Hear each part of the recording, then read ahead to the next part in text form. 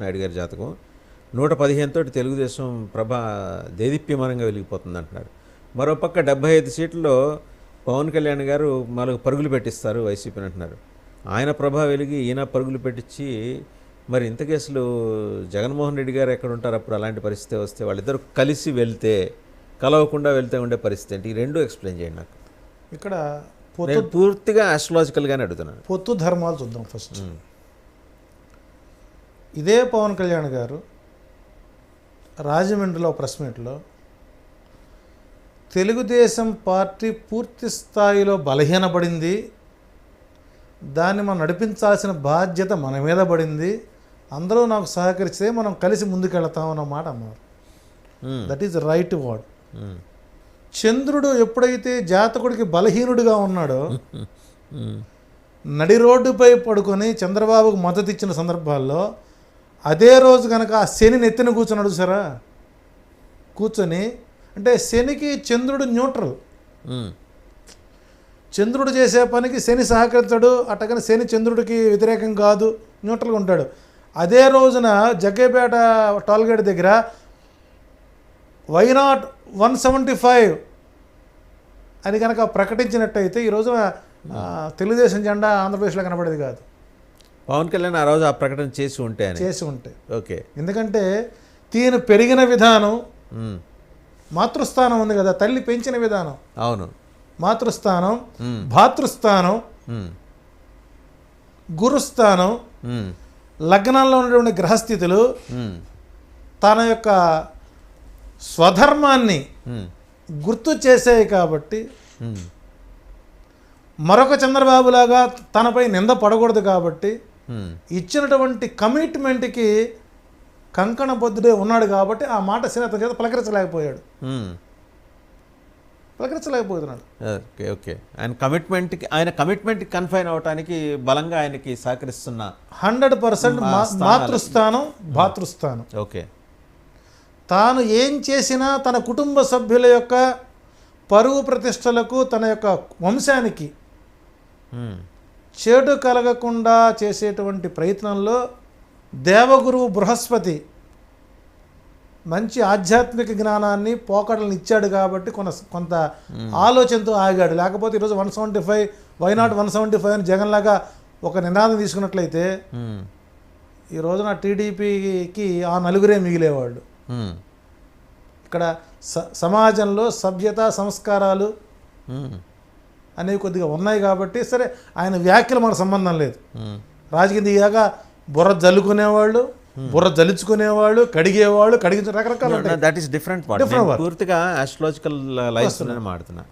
అంటే ఇక్కడ పూర్తి స్థాయిలో చంద్రుడు ఎప్పుడైతే ఈ జాతకుడికి మానసిక అస్థిరత్వాన్ని ఇచ్చాడో, ఏ నిర్ణయం తీసుకున్నా ఆ నిర్ణయంలో నుంచి బయటకు రావడానికి ఊగిసలాడేటువంటి సమయంలో పర, వ్యూహ, విభవ, ఒక మనిషి ఆలోచనలు 3 విధాలుగా ఉంటాయి. చంద్రుడు 3 రకాలైన ఆలోచన ఇస్తాడు. నేను అనేది పవన్ కళ్యాణ్ గారి జాతకాన్ని చంద్రుడు ఎక్కువ ఇన్ఫ్లుయెన్స్ చేస్తున్నాడు. పర ఆలోచన అప్పులో ఉంటుంది. అక్కడి నుంచి వ్యూహం, ఈ వ్యూహానికి వచ్చేసరికి ఇటు కిందక ఇటు పైక, అంటే ప్రస్తుతం రకంగా చెప్పాలంటే జరుగుతున్నటువంటి సినారేలో చంద్రబాబు అరెస్ట్ అయినప్పటి నుంచి పవన్ కళ్యాణ్ యొక్క బరువు బాధ్యతల మధ్య వాళ్ళకి సేవ చేస్తున్నాడు, వీళ్ళకి నచ్చ చెప్పుకుంటాడు. ఒక రకంగా చెప్పాలంటే ఆంధ్రప్రదేశ్ ఓటర్లకి ఒక 40% ఓటర్లకి ఈయన పెదనాన్న అయినట్టుగా ఉన్నాడు, పెద్ద అయిపోయినాడు.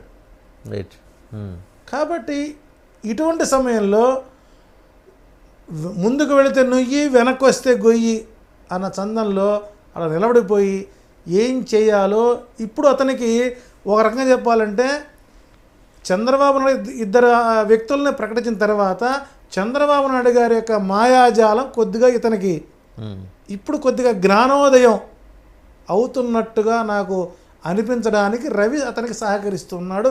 మకర రాశిలో ఉన్నటువంటి రవి జనరల్గా పవర్ ఇవ్వటానికి పెద్దలు చెప్తుంటారు, మీ బట్టి వాళ్ళు రవి సహకరించాలి అంటారు బాగా. ఇప్పుడు ఆయనకి రవి ఏ మేరకు సహకరిస్తున్నాడు? శని మహాదశ నడుస్తుంది, శనిలో శని, మకరంలో రవి ఉన్నాడు. ఈయనకున్నటువంటి రవి బుధులు రేపు ఫిబ్రవరి 1వ తారీఖున ధనస్సు నుంచి మకరానికి వెళుతున్నారు. రవి అక్కడే ఉన్నాడు, శని అక్కడే ఉన్నాడు, బుధుడు అక్కడే ఉన్నారు. శని రవి బుధుల కలయిక 1వ తారీఖు తర్వాత 1 నుంచి 5వ తారీఖు లోగా పవన్ కళ్యాణ్ తీసుకునేటువంటి ఒక అద్భుత నిర్ణయమే 2029కి తనకి పూర్తి స్థాయిలో సామర్థ్యాన్ని పెంచుతుంది, రాచబాట వేస్తుంది అంటారు. వస్తుంది. లేదు ఫిబ్రవరి 1 నుంచి ఫిబ్రవరి 5 మధ్య ఒక 5 6 వేసుకో 1 వీక్ వేసుకోండి. ఫస్ట్ వన్ వీక్ లో ఆయన కీలకమైన నిర్ణయం తీసుకోవాలి. అంటే ఆయనకున్న గ్రహస్థితి ఆయన అలా ప్రాంప్ట్ చేస్తుంది. తీసుకున్న నిర్ణయం ఇప్పుడు 99% మేము చెప్తాం. నీకు ఇంత గొప్పవాడివి, నీకు ఇంత బలం ఉన్నది, నీ కలిసి ఇలా ఉన్నాయి, దీన్ని ఇలా చేసుకుని ఇలా పోండి అని. ఆ నిర్ణయం తీసుకునేటువంటి నిర్ణయం మీరు తీసుకోవాలి. జ్యోతిష్యం అనేటువంటిది సజెస్టివ్ పార్టే, అంతే, ఆచరింప చేసేది కాదు, సూచనలు మాత్రం ఇచ్చేది, ఒక దిక్సూచి లాంటిది. సజెస్టివ్ పార్ట్ అంటే నీలో ఇంతటి బలమైనటువంటి సామర్థ్యం ఉన్నప్పుడు పరిగెత్తి పాలు తాగే కంటే నిలబడి నీళ్లు తాగడం ఉత్తమం. ఎగిరి దంచిన అంతే, ఎగరకుండా దంచిన అంతే. ఆంధ్రప్రదేశ్లో ప్రభుత్వం అయితే మారదు, అది డ్యామ్ షూర్. అవతల వ్యక్తి గ్రహస్థితులు అలా ఉన్నాయి కాబట్టి, వాళ్ళంత వేగంగా ఉన్నారు కాబట్టి, వాళ్ళు పకడ్బందీగా వ్యూహాలకు వెళ్తున్నారు కాబట్టి, ఇక్కడ మీకు మిత్రధర్మం మిత్రలాభానికి న్యాయం లేనప్పుడు నీకు న్యాయం జరగడానికి గ్యారెంటీ ఏంటి? నిన్ను నమ్ముకొని 10 సంవత్సరాల నుంచి ఇది హనుమంతుడి యొక్క వానర సైన్యంలాగా నీకు పెట్టని కోటలా ఉంటూ నీవు ఏది శాసిస్తే అది దూకడానికి సిద్ధంగా ఉన్నటువంటి కార్యకర్తల కోసం కొంతకాలం వెయిట్ చేసి నీవు తీసుకునే నిర్ణయం నీ ఆర్మీకి ఒక మంచి ఆక్సిజన్ కావాలి. ఎప్పుడైతే ఇద్దరిని ప్రకటించారో నిస్తేజులు అయిపోయారు. నువ్వు ఇద్దరిని పెట్టుకున్నావు, ఉత్తేజం వచ్చింది. ఈ ముసుగులో ఉన్నటువంటి రహస్యాన్ని ఛేదించి మేఘాన్ని కమ్ముకున్నటువంటి రవి మేఘము జారిన తరువాత వచ్చేటువంటి అగ్ని ఎలా ఉంటుందో అలా రైజ్ అవు, నీ బలాన్ని నువ్వు నిరూపించుకో. సాయంత్రం చంద్రుడికి కమ్మినటువంటి మేఘపు ఛాయ మాదిరిగా చల్లని నీడను అందించు.